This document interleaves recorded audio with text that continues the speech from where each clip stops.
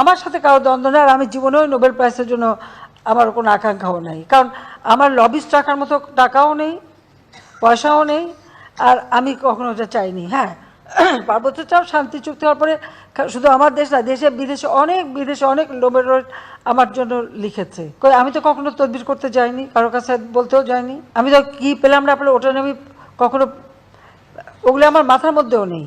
যিনি অর্থনীতি নিয়ে কাজ করলেন, ব্যাংকের একজন এমডি, সে যখন একটা নোবেল প্রাইজ পায় তা তার সাথে আমি কন্টেস্ট করতে যাব কেন?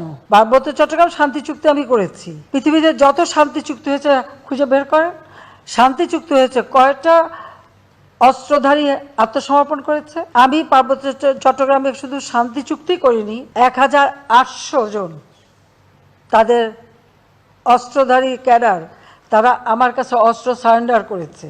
আমি তাদের সকলকে সামাজিকভাবে আর্থিকভাবে পুনর্বাসন করেছি। 64,000 শরণার্থী ছিল ভারতে, আমি সকলকে ফিরিয়ে এনেছি, তাদেরকে আমি প্রতিষ্ঠিত করেছি।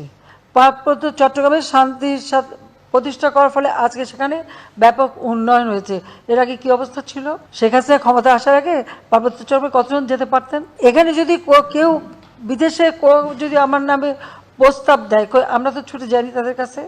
আমার কাছে অনেকে আসছে, আমার নাম না, আমার সমস্ত পুরস্কারের দরকার নাই। আর এই পুরস্কার আমি দেখেছি এটা আন্তর্জাতিকভাবে যারা পায়, এখানে কোনো তাদের কতটুকু অবদান সেটা না, এখানে আলাদা একটা রাজনৈতিক একটা উদ্দেশ্য থাকে, কাজে ওর মধ্যে আমার কোনো আকাঙ্ক্ষা নেই। আর বলে দিল যে ওটা নিয়ে নাকি আমি ওনাকে মানে জেলাসি বা ওনার উপরে মামলা করছে তার লেবাররা, এবং প্রত্যেক এলাকায় লেবাররা যখন তাদের দাবি পেশ করেছে, দাবি পেশ করার সাথে সাথে তাদের প্রমোশন হয়েছে, তাদেরকে স্যাক করে দিয়েছে, সবাই মামলা করেছে। আমি তো জানতামও না যে এটা, এবং লেবার কোর্টের মামলা শাস্তি পেয়েছে। তো লেবারদের কি কোনো অধিকার নাই? যারা এত লেবার নিয়ে কথা বলে, মানবাধিকারের কথা বলে, এত কিছু বলে, তারা কোথায় এখন? তারা চুপ কেন? তারা কি এই লেবারদের পাশে এসে দাঁড়িয়েছে? দাঁড়ায়নি।